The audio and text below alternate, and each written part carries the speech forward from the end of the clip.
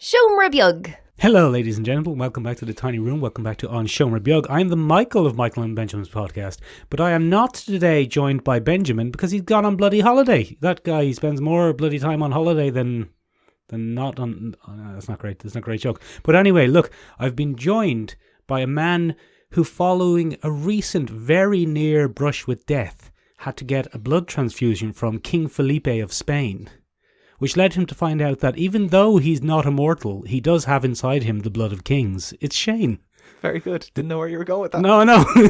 Look, people come for the pop culture news and they stay for the overly complicated jokes. Yes, I was going to do a whole gothic romanticism thing about Ben flitting from shadow to shadow in Spain, leering after young ones. Because he'd like that, and it's sort of on brand. Yeah, and sorry. He's pale. Yeah, he is pale. He's on brand stroker, we'd call him. Shane, you... It's good. You refuse to do the theme music, so I'm going to do Ben's bit. Theme music for the podcast. We don't actually have any theme music. Made myself laugh. Shane, speaking of making ourselves laugh, is there any news in the world of popular culture about a noted friend of the podcast, Joe Manganiello? Yeah, he has a really difficult name to pronounce. He does, doesn't he? Say it 5 times fast, just for the listeners. We're probably mangling it. Yes. Joe Manganiello. Yeah, him. Is slated to appear in a movie called Arch Enemy. Right. Where he will play the character Max Fist. The best character name I think ever committed to. I don't think it'll make it to the screen. I think they'll have to change it. Yeah, they will. They'll have to make it sound less ridiculous.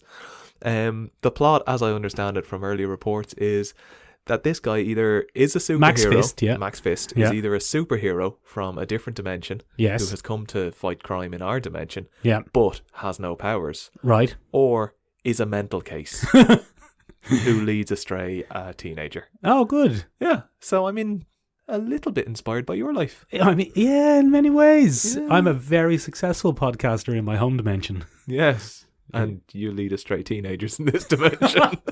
I thought you meant Ben. Shane, that was mean. I don't like when people are mean to me. That's not the usual dynamic. I'm kind of mean to Ben. Look, Shane, be quiet for 1 second and tell me, is this based on an existing property? No. You've not researched. I haven't researched this enough, but I'm going to assertively say no. I shall fill the role of Ben and just guess at an answer. No, it definitely isn't. Yeah, and by the time I'm next on the podcast, nobody will remember that I have to make a retraction. Shane, a while ago, probably a year ago in fact, you joined us on the podcast to talk about one of the most interesting developments in popular culture media in the last few years, which was YouTube's original streaming series revival of The Karate Kid. Yes. And now it's back. Actually, it has been back for some time. It's been back for some time, but neither of us watched it. No, because they wanted to charge us. And we stood on principle and said, fuck off, YouTube. We will not pay for YouTube. But Shane, then tell us what happened. YouTube, realising that they needed to keep interest going and that some people would keep paying, they might get more subscribers from a season 3, they made season 2 free. Yeah. But they made each episode free like 1 a week. Is that how it worked? Yeah. So it started off like only episode 1 was free. Then episode 2. So this week marked the point where all 10 episodes were free. So I watched it. The whole thing from start to finish. And it's excellent. I mean, it's definitely worth paying for. I just don't want to pay for it. Because it's YouTube. Yeah. The whole point of YouTube is it's free. Yes, it is. I'm just going to adjust your mic. There we go. Yeah. Yeah, that's fine. The whole point of YouTube is it's free. Yeah, it was set up to bring me free content. Yeah, you go on YouTube when you want something for free. Yeah. You go, I don't want to pay for something. I'll probably just go on YouTube. Yeah. Now, the fact that people have started increasing the production values of the stuff they're putting on YouTube, it's not my fault, because I haven't been paying. No. I never once said I would pay for that. But that's happened, and I'm going to benefit from it. One way or the other. Yeah. So, Shane, you said Mick. I bloody knocked my own mic off there. Anyway, Shane, you said to me, Mick, you should watch it because it is one of the most explosive finales And did you watch the finale? I watched a couple of episodes, actually. The finale is spectacular. It is brilliant. It is one of the best brawls I've ever seen on a television program. And he does a whole Mufasa falling into the canyon. Oh, spoilers for anyone who hasn't seen it, by the way. Yeah. Before I tell you which character you does haven't Mufasa. said anything. But anyway, look, hold on. Before we talk about that, I didn't see any, really. I watched it in reverse. I watched the finale and said, that was amazing. I should probably find out what was going on. Who those characters are. Yeah. Now, a lot of it, I think, didn't matter. But can you very briefly, Shane, and with some mild spoilers, fill us in on what happens in season 2? What's season 2 about? So at the end of season 1, John Kreese walks into Cobra Kai dojo. Yes, John Kreese is the original sensei from the Karate Kid films and a real bad egg. Yeah. John Kreese is there. He comes in, wants to be a part of it. Claims to have made changes to his life. He's a better person. He accepts that Johnny is moving on. Johnny, for most of the series, tries to be a better guy, more aligning himself more with the morality that you'd see from a proper sensei, from the Mr. Miyagi. Right. There's a bit of a shift back and forward, bit of back and forth between Cobra Kai and Miyagi-Do. Yeah. Because at this stage, Daniel LaRusso has set up his own dojo. Yeah, I think that was in season 1, wasn't it? Yeah, but now he has students. Okay. Before, it was just his very attractive daughter. His legal-aged daughter. Certainly in the real world, she is legally aged. Yes, she good. does portray a character who is not of legal age, but it's that kind of American teen sitcom. Where everyone's 25. Yeah. That's fine. I mean, okay. Yeah, look a bit rougher than me sometimes. You've aged very well, though. Yeah, I have. Man in my 30s, still all my teeth, all my hair. All your teeth, all your hair. Yeah, still good. Anyway, so... very few wrinkles. Back and forward. At one stage, there's a heart-rending episode where one of the original trio that Johnny used to hang around with when he was a kid... Yeah. That you'd recognise from they were all brought back. Oh, really? And one of them has terminal cancer. Oh, no. And he dies. Get out of here. But before he dies, he tells Johnny to be a better person and not take the Cobra Kai No Mercy stuff. I can't remember. They all look the same. Yeah. But it was touching. He's one of the guys who Daniel beats in the tournament. Yeah. Really? Put him in a body bag. I think it was that guy. Was it? Yeah. So that guy's dead. Bag. Oh, wow. Okay, spoilers. Yeah. he played no more part than to give a bit of an emotional resonance to that. So Johnny comes back and he adjusts himself and he's like, this whole No Mercy thing, maybe it's not cool. Great, yeah. Yeah, it'll ruin lives. Don't get caught up in the Cobra Kai bullshit. Also, it's a karate school. Yeah. Why is it so serious? I don't know. That's child abuse. Yeah. Someone should be going to jail. Yeah, we've both done children first training. That's emotional abuse. Yeah, we'd have to do a TUSLA referral. We'd have to do it to referral. I don't want to. No, it's a lot of paperwork and they keep coming after you. Anyway, so they're sort of aligning, but the whole point of this, and where I think this is better than Game of Thrones, and there I've said it. Okay, you've said it. You've come out. The whole point of Game of Thrones is that information travels slowly and people jump to conclusions without knowing the full facts. Oh. Yeah, because I noticed that in the final episode. Yeah, people who would otherwise get on just pick things up wrong, interpret things wrong, or on the wrong side of things, and information travels too slowly, and then they've made decisions and taken actions and have to live with the consequences of their actions.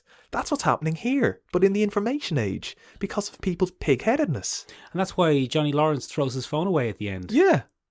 And then he gets a text. He does. Season 3 is going to have Ali Mills. We don't know which... Oh, we don't know. Will it be Elizabeth Shue? Oh, I hope it's Elizabeth Shue. She's a bloody shoe in for the role, isn't she? So yeah, so it all boils down. There's LaRusso and Johnny have sort of come to terms. They have seen the better sides of each other. Yeah. But there's, because of their actions before, there's still bitterness between Miyagi-Do and Cobra Kai. Yeah. It's mostly because of Hawk, because he's a prick. But I was thinking, he's the guy with the mohawk, isn't he? His descent into being a prick is the best villain origin story since Breaking Bad. I know, it's brilliant. It's absolutely amazing.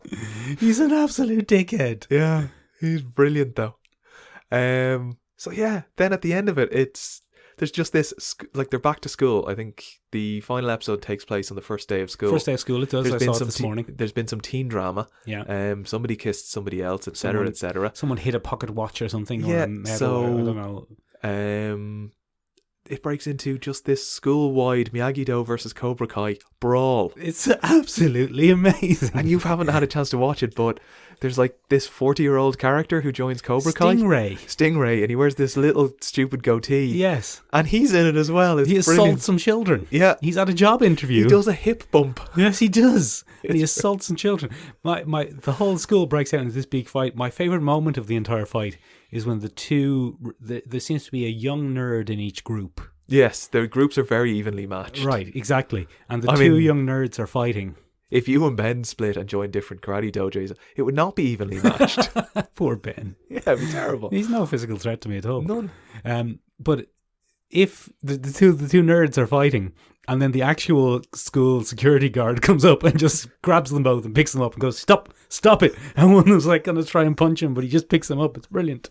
Because then you go, they're all kids. Here's the funny thing though, Shane. Maybe because of my weird way of watching this in reverse, I thought it was like a Chinese book where you read it from back to front. You know what I mean? Were you drinking? From right. Were you drinking heavily? You watch it from right to left. Anyway, because of that, I had no sense who was good and who was bad. I was just thinking all of these people should go to prison. Yeah, but that's the thing. Is that the point? It's the thing of Game of Thrones, and it's the thing of Cobra Kai. Mm-hmm. Nobody's good or bad. It's just people who don't know the full story. No. Everybody's the hero to their own story. How deep? Yeah. So much better than Game of Thrones. Even that. This podcast has said it now. We are fans of Cobra Kai and not Game of Thrones. Even the new young one, Tori. Yeah. She seems a bit of a bad egg. Well, there's a thing. She had a spiky fist thing. She did have a spiky fist thing, but is she bad? Is she? I don't know. I don't think so. I've never seen her before. Misunderstood. She has a bit... They're all love interests and love triangles and stuff like that. Yeah. Classic teen drama. She's after Miguel. Daniel LaRusso's daughter is after Miguel. Yeah. Everybody wants Miguel. And then nobody wants Miguel, and then everybody wants Miguel again. Right. So there's a rivalry there, and she's going after her. Yeah. But with fisty spikes. Yeah. And like she's come up in the Cobra Kai, which gets hijacked by John Kreese, and mixed messages going out to her. She's also kind of from very much a working class background where Daniel LaRusso's family are very privileged. Mm-hmm.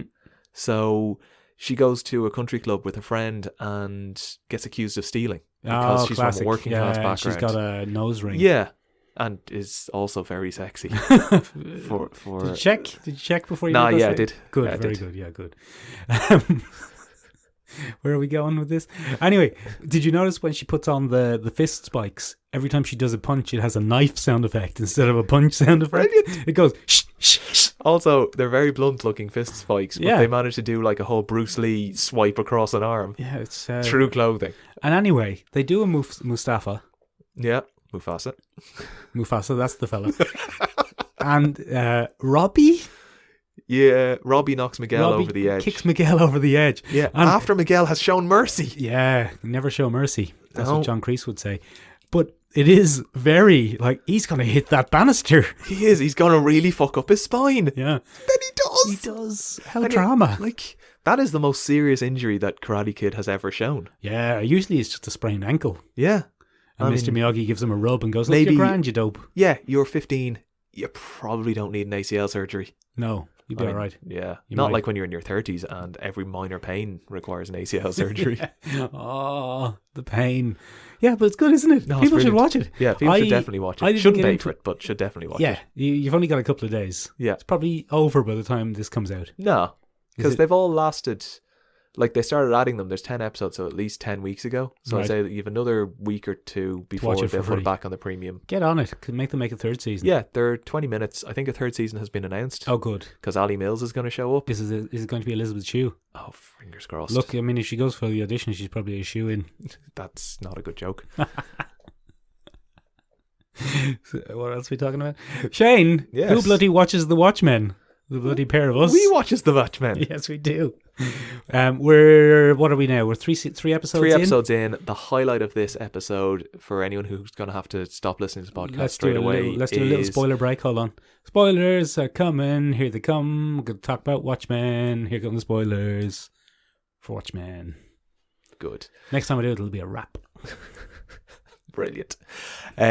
So a character shows up from the original Watchmen. Yeah. And it's none other than... Bloody Silk Spectre too. Yeah. Laurie Blake. What's her name? Yes. Laurie. So she now works for the FBI. Yeah. and the FBI are enforcing the Federal Bureau of Investigation, the no vigilante law. Yeah. And so she's catching them, but because she's such a good operative, she's sent down to Tulsa to sort out this mess.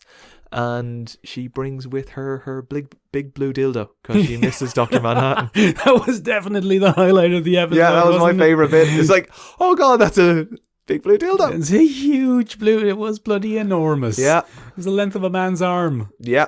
And then she decides not to go for it and knocks in next door. Sexually harass her subordinate. Wow.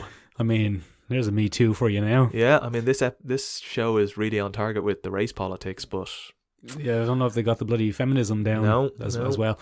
It is, though, the episode of the show that is most mired in the world's mythology. Yes, you've had to know, and it becomes very apparent that it's leading on from the comic, not the book. Because we get confirmation the movie. We got confirmation that it was the squid.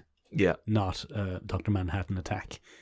But, first of all, she's great as an older former vigilante. I really liked her performance. And I really liked the clash between her and Sister Knight. That was very good. I like the whole speech about how I'm going to get you and I'm the best and I'm going to... And Sister Knight just goes, oh! Yeah, it was very good. And the tension goes, it swaps back completely the other way. Very, very good. Very well written. Sister Knight is excellent. Yeah. Formidable. Yeah, because the formidability, which is definitely a word, of Silk Spectre it's kind of omnipresent. Yeah. You know? I mean, she really owns every scene and... like even takes charge at the end. There's like a funeral scene where a bomber shows up and she takes charge of that. And although she does make a bit of a mess of it. Yeah, she makes a mess of it. Like she definitely causes the bomb to go off. Yeah. But she's there, she's in charge, she's acting. And then there's this speech where I'm going to get you. Yeah. And she's like, yeah. Are you? And owns it. Takes it right back. From an episode where she was a little bit overshadowed. And she is now our favourite character ever. Sister Knight. Yeah. Yeah. She'll do a kick. She'll do a kick. She'll kick him on the head as soon as look at him. She'll make him do it. She'll grab him by the wrist and do a flip. Yeah. Then she'll give him a kick and then she'll put him in her boot. Little like keto throw. Yeah. I liked... what I liked about it was our first glimpse of the world outside Tulsa. Yes. And it showed us that... It showed us a world more recognisable to us. Yes. That what's going on in Tulsa is odd. Yeah. What's going on with the police is strange. What's going on with the resurgence of vigilantes. I mean, there are obviously vigilantes because there's an anti-vigilante task force, but what's happening specifically in Tulsa is noteworthy. Yeah. And there's that joke in the middle. How do you tell the difference between a vigilante and a masked cop? I don't know. You know what? Neither do I. Very good. Yeah. She drains the power out of Mirror Ball. Yeah. So quickly by knowing his name and knowing what happened and saying take off that silly mask. And then you expect that with Sister Knight as well. And then the reaction of, oh, so good. Yeah, so good. Funny. Very good. I know the story of the Watchmen pretty intimately. But I still don't know exactly where this is following on from. I'm still not entirely sure. And obviously we're not supposed to know entirely what's going on. But I'm still a little bit confused what's going on. Especially with Adrian Veidt. Yes. Adrian Veidt appears to be trapped by someone. Are you sure that's Adrian Veidt? Yeah. Because they mentioned he dresses up as Ozymandias at the end of it. He does, and he says, I'm Adrian Veidt. But yeah, I mean, those were my two clues there, really. But I think, could they be herrings? Could that be a madman who thinks he's Adrian Veidt? Who has an army of clones? Yeah. Could that be a clone? Of Adrian Veidt? Yeah. But then isn't it Adrian Veidt? I don't know. Well, are those clones that he keeps killing, are they people? Yeah, sort of. Yeah, kind of. That's probably not great, is it? You should probably stop that. Yeah. What do you think that it might be Night Owl who's gone mad and thinks he's Adrian Veidt? Nah. Night Owl was a bit pudgier. Wasn't he? Apparently Zack Snyder didn't want Patrick Wilson to put on weight when he played Night Owl in the movie. And Patrick Wilson said, I'm going to put on some weight. Yeah. He's like, I've already done it, so you're fucked. By the way, I'm not going to lose it. You can CG some abs onto me like you did with Jerry Butler. Oh, I wish people would CG abs onto us. Yeah. Remember when we had abs? Yeah. I never had abs. Just flat, like a sexy To lady. be fair, you're mostly hair. Abs would have been wasted. The effort would have... It'd be like the Bigfoot having abs. I think the Bigfoot does traditionally have abs. No one knows. Doesn't he have a patch, though, where you can see the abs? He has a little bald belly spot. But Yeah, like, my dog has a little bald belly spot. That's what I'm working on. What are we talking about? Anyway, it's good, isn't it? I would watch Watchmen. You definitely... You don't... I don't think you need to really know what's going on, because we're continually introduced to point of view characters who are going, what's going on in Tulsa? Yeah.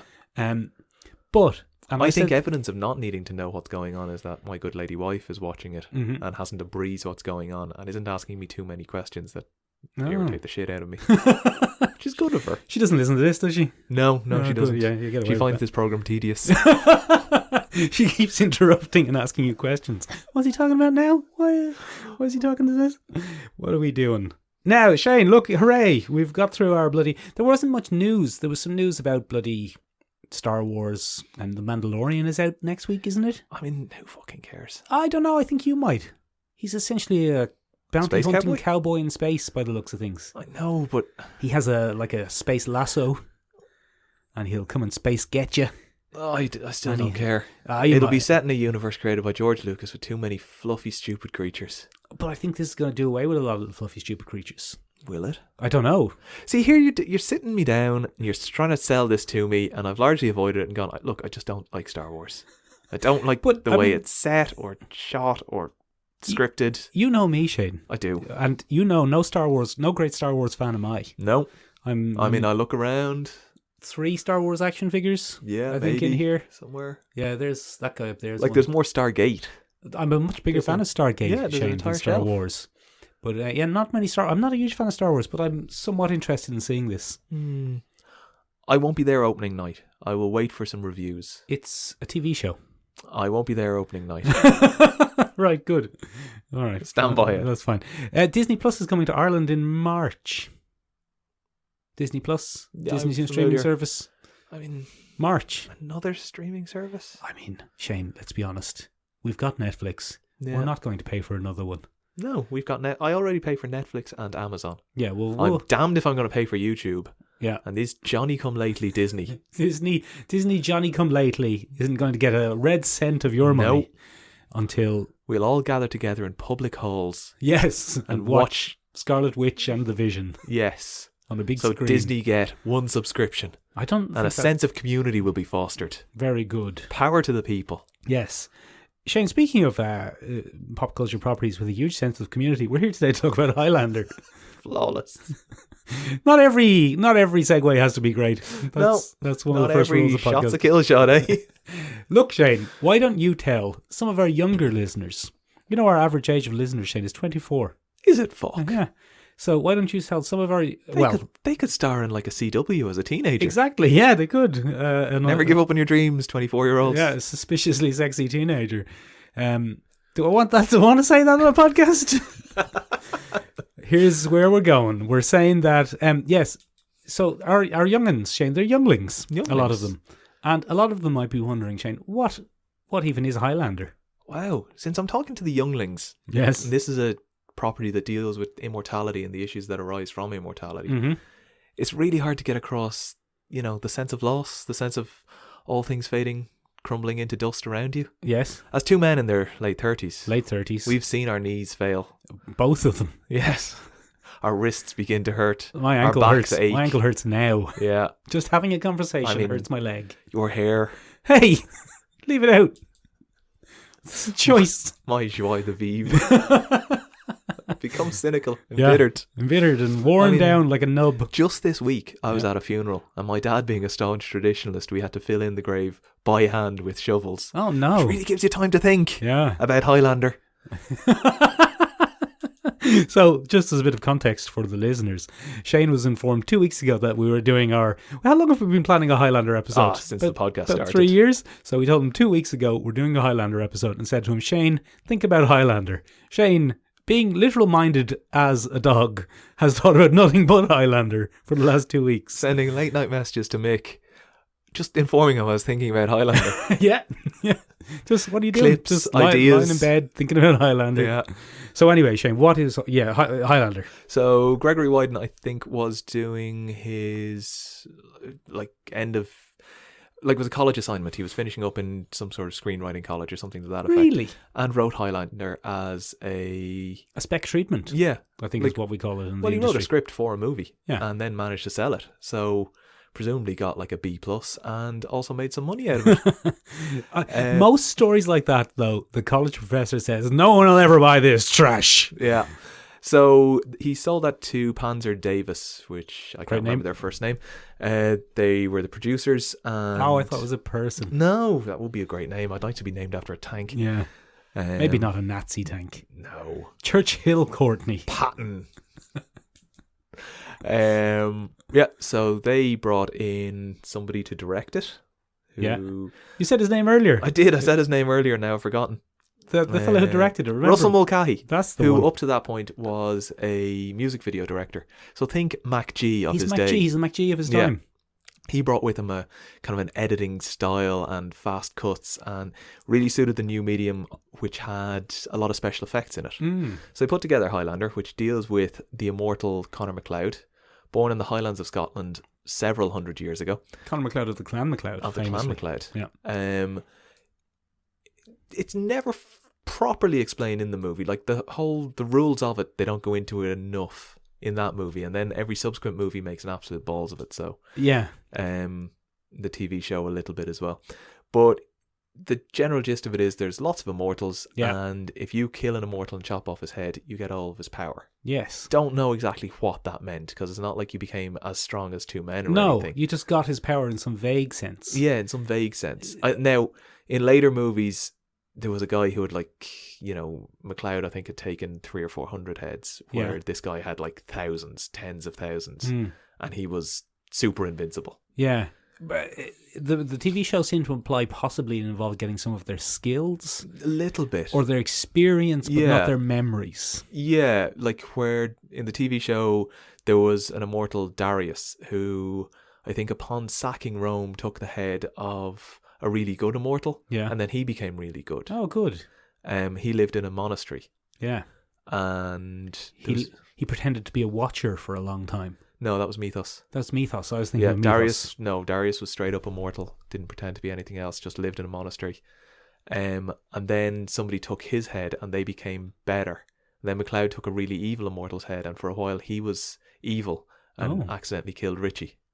Oh, Richie, yeah. Remember Richie? But Richie was immortal, though, as it turned out. Yeah, but not when MacLeod chopped his head off. Oh. That's how Richie died in the series. That's how Richie died. Yeah, I felt real bad for him. Oh, that's season 5. That's some season 5 stuff. So, Highlander, the movie, started off as we've gone off track already. Started off as a standalone. You've got lots of immortals. They all feel an irresistible pull to a faraway land, which, as it turns out, is New York. America, yeah. To come together for the gathering. When only a few remain, they all get together, lop the heads off each other. Yeah. And the last one gets the prize. Again, pretty vague on what the prize is. The prize is called the quickening, isn't it? No, the quickening is what happens after you take... Is that not a... The prize, there's an end goal of if you've killed all the other immortals, you get something. There's the end prize once you have all of the quickenings. Mm-hmm. And in the movie it was kind of, the thoughts of every man and beast on the earth, and you can, if you're a good guy, you can lead it to everlasting peace and prosperity. If you're a bad guy, you can just terrorize everyone. Yeah.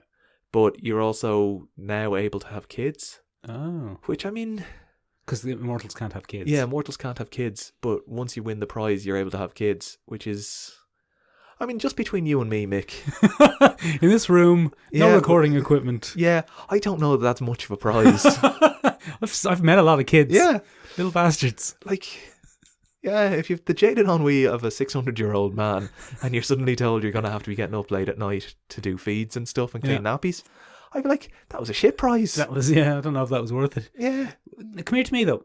You stop aging at the age when you first die. Yes. So it'd be very unpleasant to die at 70. Yes, or at 7. Yeah. Now, all of these things... You'd end up in a Kirsten Dunst situation. Yeah, all of these things are kind of looked at a little bit in the TV series. Right. The TV series is kind of the natural progression from the movie. One of the sound panels has just fallen off and landed gently on Shane's head. It's like a cloud. So the TV series follows on better and deals with the adventures of Duncan MacLeod. Of the Clan MacLeod. Yes, Connor's much younger cousin. Mm-hmm. There's about 200 years between them, I think. Yeah. Or 150. And Christopher Lambert appears in the first episode. He's in the first episode, isn't he? Yeah. And what was the guy's name? Vance or something? Slan. Slan is the villain of the first episode, and he's pointless. Good. He's just crap. It's hilarious to watch. So yeah, that deals with it. The other movies, which many of them had happened before the TV series, 2 and 3 definitely happened before the TV. 2 and 3 contradict each other. Yes. 2, Connor MacLeod has, at the end of the first movie, spoilers for a 1986 movie, yeah, Connor MacLeod wins. Yeah, he gets the prize. Yeah. Has a lady friend in the shape of Brenda. One of the sexiest names. Yeah, oh, definitely. Although there is quite a formative sex scene. Oh, is there? There is. This should just be called the Formative Sex Scene podcast. Yeah, we could. No, wait, no, not. I thought about that. Now No, that would be a bad idea. Yeah. So they go off. I think they're gone to Scotland. Whatever. Yeah, whatever. And he's now able to grow old and bring world peace and have kids. I've done a shrugging motion there. Yeah. They head off to Scotland. That's how 1 ends. Then it starts into 2, and it's in the future. Air travel is remarkably unsafe, I remember. It's shocking. Ramirez, who was played by Sean Connery, is somehow resurrected. Ramirez was an Egyptian, wasn't he? Yes. With a Spanish name? Juan Sanchez Villalobos Ramirez. Yes. Why was he Egyptian, though? I don't know. And he was now the chief metallurgist to the King of Spain. Yeah, and also he was a Scottish. Yeah, the accents in this were very confusing. They're very famously confusing. Yeah, Christopher Lambert is French. Yes. And had only recently learned English. Yes. Certainly to the standard he speaks it in this. And could not do a Scottish accent to save his life. Not a chance. The best thing they managed to get out of him was to give him an accent that doesn't sound of being from anywhere in particular. Yeah. And at one point, a cop asks him, "You talk funny, Nash. Where are you from?" And he goes, "Lots of different places." Yeah, very and good. that kind of explains it away. Yeah, and we're like, then. Okay, that's okay. Then does he do his laugh? Yeah. If you've got a moment, just go and Google Christopher Lambert laugh. It's about 3 minutes of better than Mick. Then Sean Connery shows up. Yeah. Once you've come to terms with Christopher Lambert being from lots of different places, Sean Connery shows up and he's clearly from Scotland. Yeah, clearly from Scotland. A Scottish man not knowing what a haggis is and then describing it as disgusting is ridiculous. Yeah, it's very good. There are a few other funny accents in it, aren't there? I mean, the Kurgan has that British accent. Hello, I'm the bloody Kurgan. I'm only here to bloody chop your head off. Am I mixing this up? Am I getting my films mixed up? Yeah, the Kurgan doesn't have a British accent. Hello, British accent. It's me, Clancy Brown, the Kurgan. I'm here to bloody chop your head off, you bloody blighter. The Kurgan suffers a cut to the throat. So mostly speaks, "I'm the Kurgan." Oh, no, wait, still British. I'm the bloody Kurgan. I'm bloody... So, hang on, there's a line that gets me in the mood for the Kurgan. All right, go on. "Another time, Highlander." Still British, though. He's not British. He's bloody British. I'm the bloody British. So Clancy Kurgan. Brown, arguably the best actor in the movie. Yeah. If we look back on all of the accolades and who played roles. Brenda? Don't know. Some woman. Oh, Jesus. Right. Your wife doesn't listen to this now? No, not very not good. even a little bit. Keep trucking then. Yeah. So yeah, Kurgan is played by Clancy Brown, who's great. Apparently Clancy Brown spent most of his time on the set of this getting drunk with the bikers who were playing the Scottish extras. Oh, good. So he remembers very little of it. Is it Highlander 2 whereupon we learn that immortals are mind-wiped aliens from the future? Well, I don't think they're necessarily from the future, but yes. And it makes no sense. Doesn't make any sense. It's a load of bollocks and undoes it. And because they're from a different planet, somebody sends down more. Yeah. And that re-immortalizes Connor MacLeod, who is then an old man. What was going on in their head when they thought, what we need to do is, look, we've written ourselves into a corner. We've had them win. Yeah. We need more immortals. Fly them in from space. Yeah. Why didn't they just say some could be born? Yeah. That would be much easier. Yeah. Or a wizard. The magic word, if you need to write something in the same universe, prequel. No, don't go. No, I'd prequel the shit out of it. To be honest, I'd prefer if it wasn't a prequel.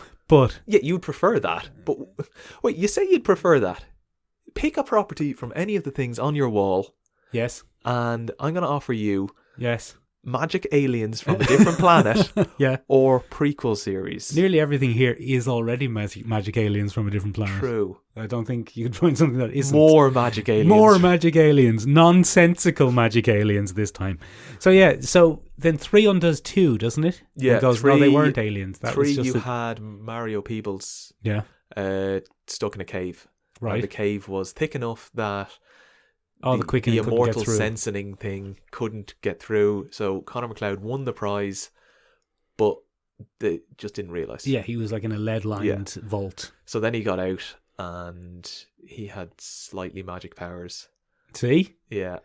And it was better than 2, but it was still a bit shit. And then there's Highlander Endgame, isn't there, with Edge? Yes. And both McLeods.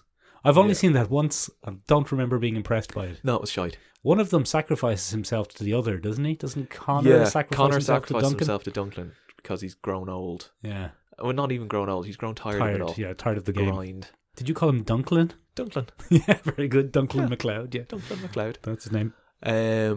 Yeah, and with the combined powers, they're able to take on the big bad. Who was also from the Clan McLeod. Yeah, there's too many of them. I mean, unlikely. Yeah. It's stupid. And then that's it. Then there's no more. There's no more. No, there's no more. There's more. There's more.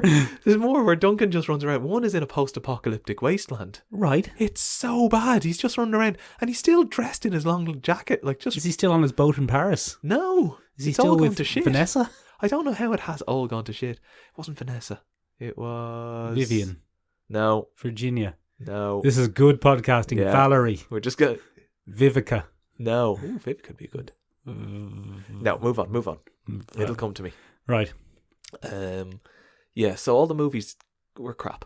The TV series holds a special place in the hearts of men our age. Yes. Because it was shown on Sky One, I think, about 9 o'clock. Yeah, bedtime. Of a Thursday. Yeah. So just, got you through the week. Yeah. It had a man with a cool long jacket. Yeah, very cool long jacket. Hair, which I think we all wanted. Yeah, especially now. At least one of us tried to grow and it looked stupid. And a long jacket, which at least one of us owned, and it looked stupid. Yes. And swords. Yes. So, yeah. It was very influential. Did you ever watch the show, was it The Raven? Was that the spin-off? Yes, it was Amanda. Yeah. Was a love interest and immortal in her own right. And one time Playboy Centerfold. Classic femme fatale. Yes. Well, the Playboy Centerfold thing was in real life, not part of her backstory. I thought you meant Amanda. She got a spin-off. Wasn't any good though, was it? I think it lasted a season and then died. Was it called The Raven? Yeah. And it was just about immortals? Yeah, it was the same as Highlander. Adventure of the Week. But now it's a lady. Yeah. Highlander, but a lady, and not from the Highlands. Yeah, that's why it wasn't called Highlander. Yeah. My favourite Highlander villain was the guy from the Fine Young Cannibals. That guy. He got his hand chopped off. And he with a grenade and thrown into a cement mixer. And he used an axe, didn't he? Yeah, something along those lines. Was his name Xavier? Yes. Xavier Sinclair? Yeah. Why do I remember so much about this show? Because it was so good. So Shane, occupied so much of our time. It has been long an ambition of ours to see a revival of the property of Highlander. We first came up with the idea while sitting watching Spartacus. Yes. And we went, who'd do a great job of Highlander? Stephen Estonite. These guys would do a great job. It really would be an ideal marriage of concept and style. So Stephen Estonite and the Starz Network, I assume you're both listening. Yep, they do. They listen. Yeah, they do. They send scathing private messages sometimes. Stop pitching us ideas. Yeah, it's not Stephen Estonite, it's Stevens Denight. That's the joke of the episode. Yeah. So we're pitching the idea that we have for the TV series, a revivalist TV series for Highlander. Yeah. Now this is completely unconnected to the current production hell, mired in development hell Highlander that might appear in the next few years. Probably not appear. Probably won't. It's in development by, what's his name? From John Wick? Oh, Chad Sternalski. So, I mean, he'd probably be doing a jiu-jitsu. Yeah. He'd probably have a gun and kick a man in the head. I imagine if he did it, it would be set in the modern world. Ooh. I'm going a different route. Very good. Okay. And apparently he thinks he has too much for a movie. So a movie might not be the right way to go. But I think people sometimes say that when they've been told we're not making this into a film. I think, though, of all the properties that you could look at and go, I have too much for a movie, The Tale of a Man Who Has Lived for 600 Years. It would be great for a series of miniseries. Yeah. A couple of miniseries. How many miniseries are we thinking? 5. Right, go on. Tell us a tale, Shane. Tell us a tale. Weave us a tale. So, a couple of caveats. Okay. If you remember, which I know you do because you remembered Xavier Sinclair and yes. nobody else does. He drives me crazy, though. Nobody knows who the Fine Young Cannibals are anymore. No, not anymore. Yeah, Ben won't have a clue. The younglings won't know what's going on. The TV series you had a villain of the week show up. Yeah. You had a flashback or two explaining how Duncan MacLeod knew this lad back in the bygone days. And then there was always some sort of parallel situation now. Yeah, and then. Something was going on. Whether they were friends or enemies from back in the day, it didn't really matter. The person was either still a prick or had turned into a prick. Yeah. And like every situation in life, had to be settled by a sword fight. Yes. So they had a sword fight, and at the end of it, Duncan MacLeod won. Yeah. And we moved on to the next episode. Yeah. And occasionally you had some plot development or something actually happen, but mostly it was pretty procedural. What fans of TV show kind of post the X-Files and Buffy call a mythos episode. Yes. As opposed to a villain of the week episode. Yeah, but you still had a villain of the week in it. Yeah. You very rarely had an episode. I think there was about 4 episodes that didn't have a villain of the week. Yeah, and they were Joe-centric. Yeah.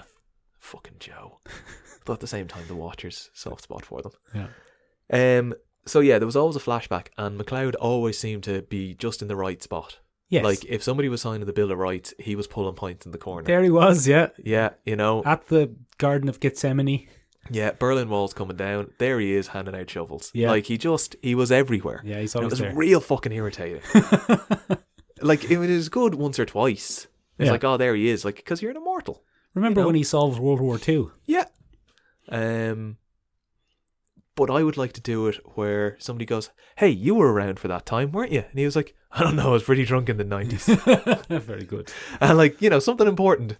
And he had left the room too soon and didn't see what had gone on. And he was just told about it later. Yes, I'd like that. That'd be good. Like, his mate goes, hey, will we go see the new Shakespeare play? And he goes, Shakespeare's shit. 5 years, nobody will know who he is. Yeah, let's go see Thomas Blake. Yeah. Is that the one? No. I know who you mean. There was a joke there. But yeah, there was. I haven't nailed it. You know who would have got that right? Ben. Ben would have got that right. Ben would have got that right. Oh. First time we've ever missed Ben. Yeah. Come back, Ben. Go on, anyway.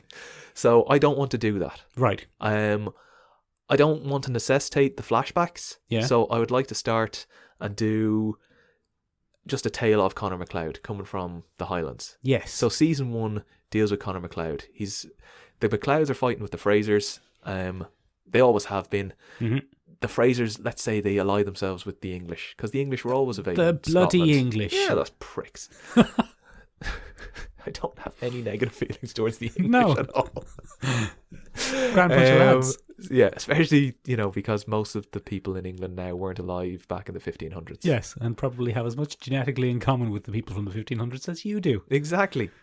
Anyway, so the Frasers and the MacLeods are fighting, and the Frasers are losing, at which point they turn to the English to bolster their forces, and the English bring in a couple of mercenaries. Right. Chief of these mercenaries is the Kurgan. Oh. The Kurgan is unaware of the Conor MacLeod. Right.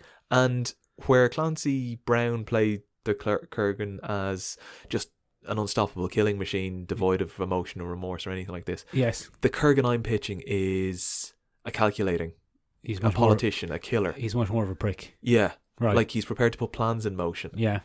And now are his goals the subjugation of the Scottish, or are his goals finding immortals? He doesn't care about the subjugation of the Scottish. Right. He enjoys a killing. Right. A murdering, a pillaging, a raping. Okay. That's the Kurgan. That's what he's there for. Yeah, he's into that. Being immortal. But he has a long game. Right. With the immortality, he's looking to become the most powerful by killing everybody. Okay. And the best way to do that is get paid to go and kill everybody. Right. And then there'll probably be an immortal somewhere and you can get him. Yeah. Like, because the gathering hasn't happened, immortals are fairly spread out. New ones are still being born all the time. So you might come across some easy pickings. Yeah. A baby. Yeah. or like an untrained Highland warrior. Right. So he goes in, and like the first half of the episode is just going to run like a Game of Thrones seasons. It's machinations, wheels within wheels, strategizing. Nothing about immortals. No, fuck the immortal thing. Yeah, just have a good political kind of fantasy, not fantasy, semi-historical. Yeah. Remember when Game of Thrones started and it sucked you in by not really being about dragons or magic or anything like that? You just had that's a lot of eyes on a raven. I mean, it wouldn't be, I don't think, mad to throw in the comparison to the TV show Vikings. Yes. I think something there's, along there's those lines. Something to be said there. So you've got a village setting, politics, that kind of thing is happening. A lot of people get into it, hopefully. And then all of a sudden, our main character, middle of the season, fucking stabbed in the heart. Oh no. Connor McLeod is down. Yeah. The McLeods have faced a massive fucking defeat in battle. There's bound to be some people who'll go, oh! Yeah. Because, I mean, the word Highlander itself doesn't say anything about immortality. No. All right, I'm with you here. Yeah. So I wish I was one of those people. Yeah, it'd be great, wouldn't it? Yeah. So that happens, and the McLeods looking like they're done for. Mm-hmm. They've retreated back up to the Highlands. Yeah. They've brought their dead and their injured with them, and they're going to bury them. McLeod looks like he's on his way out, and then all of a sudden dies. Yeah. His village, like the Kurgan's like, I bloody got you, you fucking son of a bitch. And the next time they meet, there's always this sense between two immortals. Yeah. Where they kind of sense that they're there, and like he sees him, he's like, I killed you. Yeah.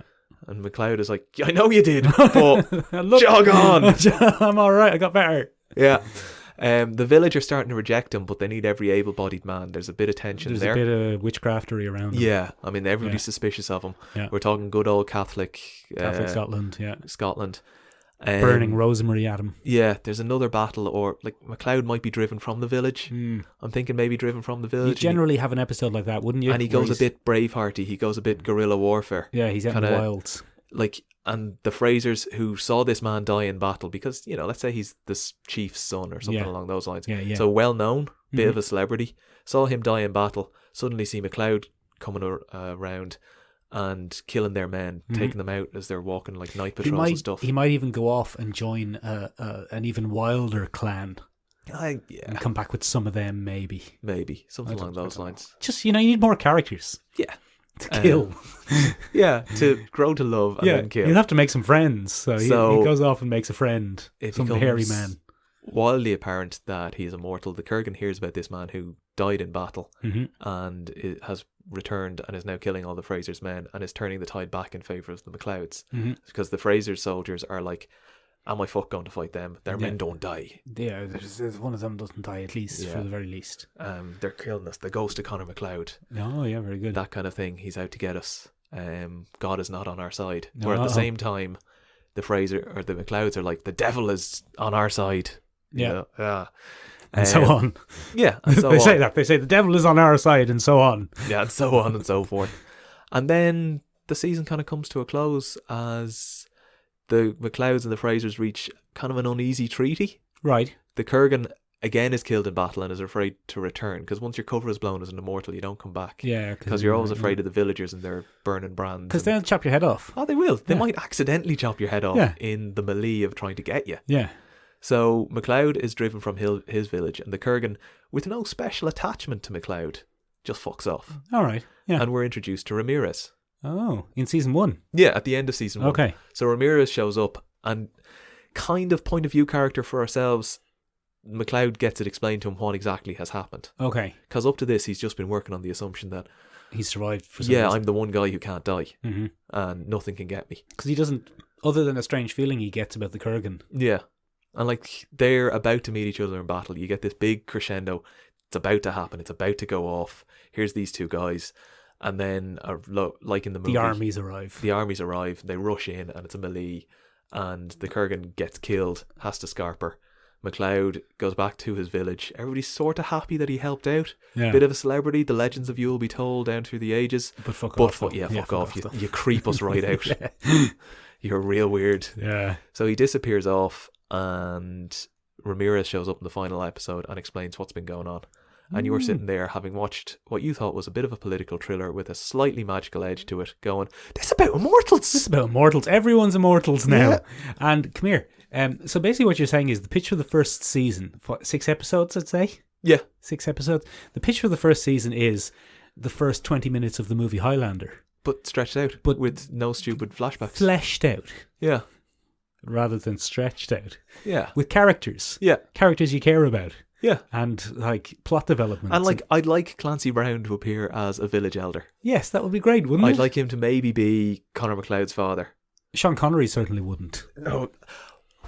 Is there something wrong with Sean Connery? Yeah, he's a bit of a madman, I think. He hasn't appeared in anything since... He retired. Yeah, but like you only retire when you're an actor when there's something gone wrong in your head. I think he hit a few women in his time.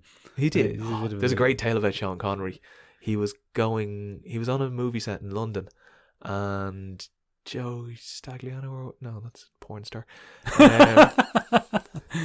The Lana Turner was overshooting with him, and she was going out with an actual legit gangster. Right. It's referenced in the film LA Confidential. Okay. And the gangster shows up, and in the mid-love scene, Connery is kissing Lana Turner, and your man runs onto set and kind of points a gun at Connery and says, "Get away from my woman." And Connery goes, "Fuck off," takes the gun off him and hits him a few slaps. Oh, really? And then had to go into hiding when he was later shot. So Connery spent some time in like the 60s or 70s hiding because a gangster had been shot, and everyone thought maybe Connery had something to do with it. Oh, that's good, isn't it? Yeah. Have you given any thought to casting? Yeah, I'm thinking Taylor Kitsch. Taylor Kitsch? Yeah. Because I was the only person who liked John Carter of Mars. Yeah, no one liked that. No one liked it at all. Yeah. And I think he would make a fine everyman. He has a fairly undefined accent normally anyway. Yeah. I think he could probably do at least as good a Scottish accent as Christopher Lambert. Yeah. And he looks Probably. good with the scraggly hair. Yeah, all right. How old are we thinking? How old is Taylor Kitsch? Right now, I think he's about our age. Yeah. Oh, no, he might be a bit younger. A bit younger, but that's ideal. Yeah. See, I was thinking of someone, and unfortunately I think they're probably 10 years too old, but I would love for it to be Dustin Clare, who Oh, played Gannicus in... he's so short though. He's so short, but that's fine. I mean, He you could can wear find lifts. little lifty, the kilt is a nice short He could kilt. always be slightly uphill. Yeah, a little... That's why people call him the Highlander. Yeah, you're like, why are you standing up on that slope there? Because I'm the Highlander. It's not because you're short. I would love it for it to be him, because I think he has the charisma Yeah. to play. See, what I really like about this is you're going to have season 1 where, like, all of the character development is going to happen over a period of about 500-600 years. Yeah. Until we have our final season, which is set in modern Now, times, right. or the 80s. Because we love the 80s right now. The 80s are so hot. So McLeod can be a bit of a prick. Mhm. He learns a bit of a lesson. You know, he can start off as a bit of a charismatic, womanizing prick. Yeah, Yeah. And Dustin Clare would be perfect for that. but possibly a bit too old. Possibly a bit too old. He's Like- about 50, isn't he? Dustin Clare's about 50 now. Yeah, Jesus, is he? I think he might be. Oh, that's so disappointing. I'll check. You spin your wheels there. Time makes fools of us all. You- Which, I mean, is part of the theme of this. Yeah, you find out. You tell us who's going to play the Kurgan, and I'll check out how old Dustin Clare is. Kurgan, I think we just need some... I don't want star power to overshadow the Kurgan. Right. So, like, I was thinking... Yeah, I was thinking of him too. Because I'm going a slightly different direction than the movie where he's just this big, implacable killing machine, Yeah. I was thinking, what's his name? Dustin Clare's exactly my age. Is he? He's 37. Okay. Maybe Dustin Clare then. Maybe Dustin Clare. Yeah. Because he could presumably play younger. We could just clean him up a bit. Look at him. He looks so Scottish. He looks so Highlander. He's so happy. Imagine him in a kilt with a big sword, standing slightly up a slope. Yeah.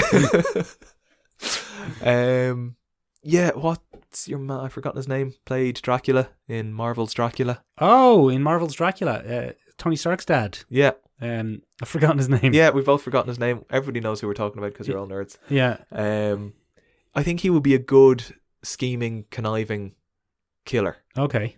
Like, he's been in Dracula. He can manage the armor. Yeah. He can manage the heft of it. He looks imposing. Yeah. We don't need somebody that's going to be 7 feet tall because we're going a slightly different direction. Because Dustin Clare's tiny. Yeah. So, the I mean, direction even... we've gone is downhill. Yeah. I was thinking Jason Isaac From Star Trek Discovery, Oh. the evil captain. Yeah, not a bad idea. You know, again, he doesn't have to be. I'm thinking a kind of Robert Patrick in Terminator 2 kind of thing, Yeah. where he's not. He's the schemer. He's like, Yeah. he goes out onto the field of battle and yeah, he's great. But like, we're looking for somebody who's going to hold audience attention over 4 or 5 seasons. Mm-hmm. because McLeod is going to move away, and season 2 I don't think should involve the Kurgan. Right. But his machinations or people close to him are connected to the struggles that McLeod faces in season 2 when he's moved away. Season 2 is the big training season. Well, let's go to season 2. We've got about 7 minutes left. Oh fuck! I have 7 seasons. We're not doing 7 seasons today, Shane. We'll have to come back and finish it another time. Yeah. So where are we going with season 2? Season 2, what I've called the Wonder Years. Oh, very good. Because like the Wonder Years. Yeah. So the Kurgan is a driving force behind McLeod's training, but he's far away. He's not the main. Like he's not worried about fighting the Kurgan every time. Right. He runs into a couple of other immortals. Right. But it's pre-gathering, so they're all kind of matesy. Yeah. So you run into a prick, he's a prick, but it's not that every immortal wants to cut your head off. Right, okay. You can go for a few drinks with immortals. Where do they find out about the gathering? Do they all just one day wake up and realise it? So season 2 is going to carry on from Ramirez realising it. And like this lore is handed down. Ramirez doesn't have all the answers, but can start in season 2 to define the world that we're living in and the powers. Okay. Because the problem with the Highlander up to this was that you didn't really know. Like, you can't fight on holy ground, but you were like, why? And then in the earthquakes, I think. Yeah, in the TV series, they were like, you know, the last time somebody did this, earthquakes. Do you remember Pompeii? Yeah, that kind of nonsense. Have you ever heard of Pompeii? So we're going to introduce them and introduce some of the lasting characters. Mm-hmm. We'll drop some hints. I think the Watchers from the TV series. Yeah. An order dedicated to recording the actions of all the immortals and chronicling what happens. Although this would be their very early days. Yeah. Like they become aware, and like a character possibly from season 1 realised what was happening with McLeod and started the order. Right. And they're in their early days. Mm-hmm. Like his son has followed him on. That kind of thing. Okay, so we're about a generation later. Yeah.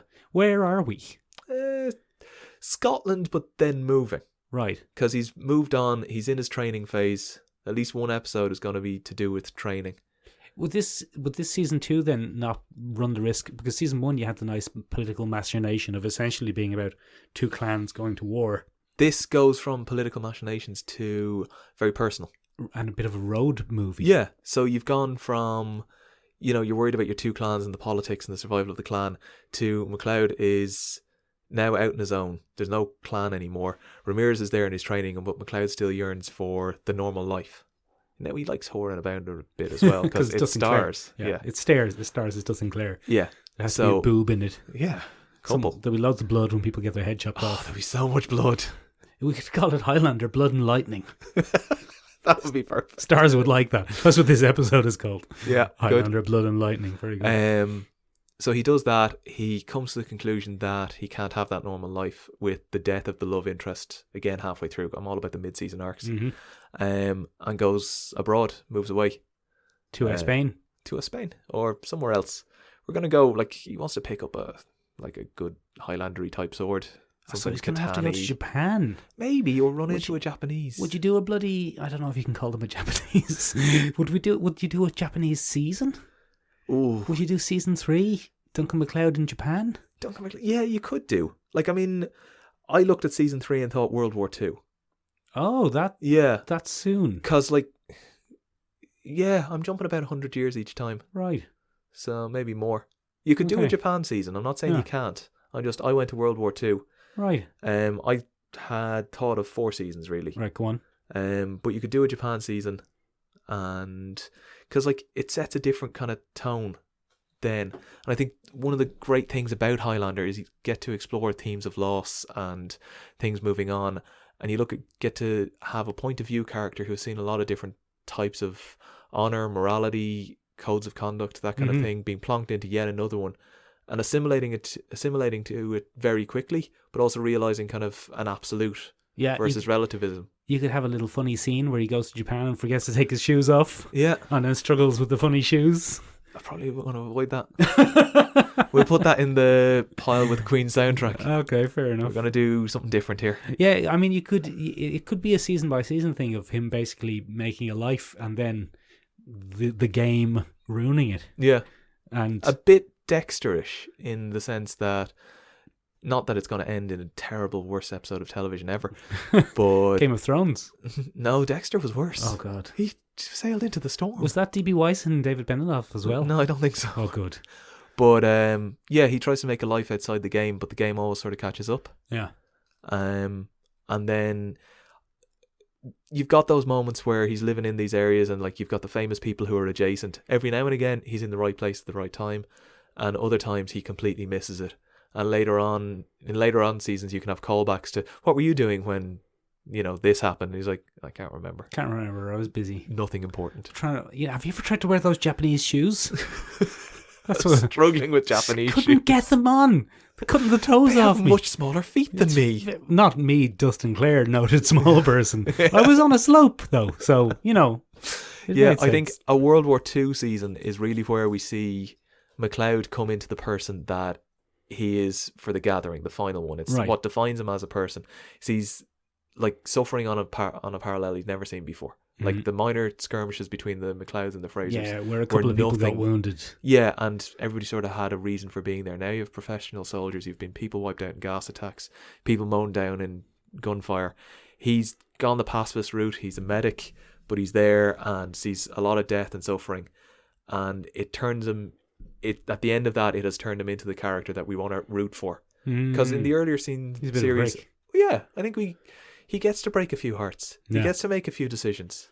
People can end up dead, and he's not exactly the guy we were rooting for. I think Dustin Clare would be much better than Taylor.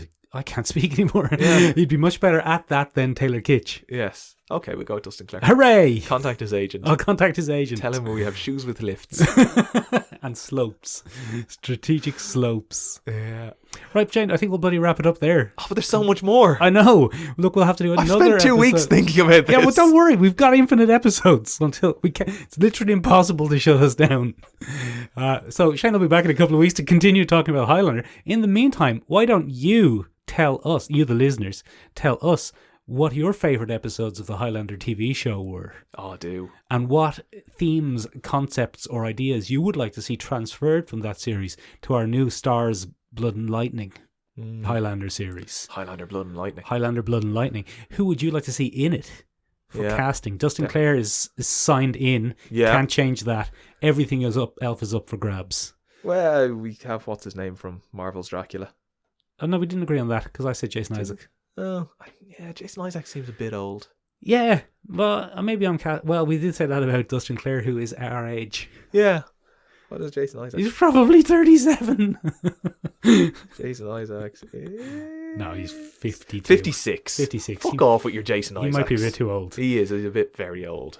Right. Anyway, if you enjoyed this and you want to hear more ramblings and nonsense from us, we have a bloody website. It's seomrabeag.com, SEOMRABEAG. It means Tiny Talk Studios. This doesn't. It means Tiny Room in Irish. You go along there and check out our back catalogue of podcasts, Michael and Benjamin's podcast. You can also see Collecting Issues. Our bi-weekly comic book club is there too.